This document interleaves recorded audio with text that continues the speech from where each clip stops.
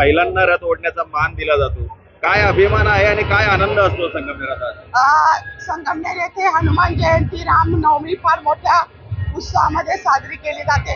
गेल्या अनेक वर्षाची ही परंपरा आहे, परंतु ज्यावेळेस इंग्रजांनी अटकाव केला की यावेळेस हनुमानाची मिरवणूक काढायची नाही, परंतु झुंबरबाई औसक नावाच्या एक रणरागिणी त्यांनी ही रथ ओढायला सुरुवात केली। जे महिलांनी रथ ओढला तेव्हापासूनची परंपरा आहे की इथं महिलांना काही रथ ओढण्याचा मान दिला जातो।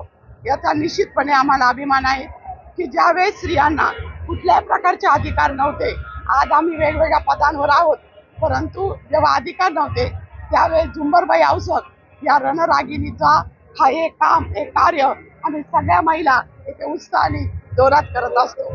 आज रथ ओढण्याची पण खूप आनंद होतोय आणि सर्व महिला तिथून रथ ओढून पुढे घेऊन चालतात।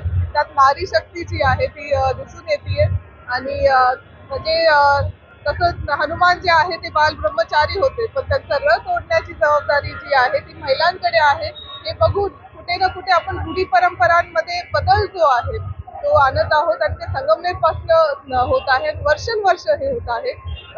हे नवीन नवीन जगाकडे चालण्याचा एक मार्ग दिसत आहे। संगमनेर शहरामध्ये लाभलेली ही परंपरा आहे आणि महिलांसाठी अतिशय उत्साहाचा कार्यक्रम म्हणजे हनुमान जयंती। मी 2019 पासून ह्या जयंतीमध्ये येत असते आणि अतिशय आनंद घेत असते की संगमनेर शहराला ही लाभलेली अतिशय सुंदर अशी परंपरा आहे आणि मला ह्या आल्यानंतर खूप आनंद होतो आणि मी याचा आनंद घेत असते। अतिशय सुंदर म्हणजे महिलांसाठी हा उत्सव अतिशय आनंदाचा आहे।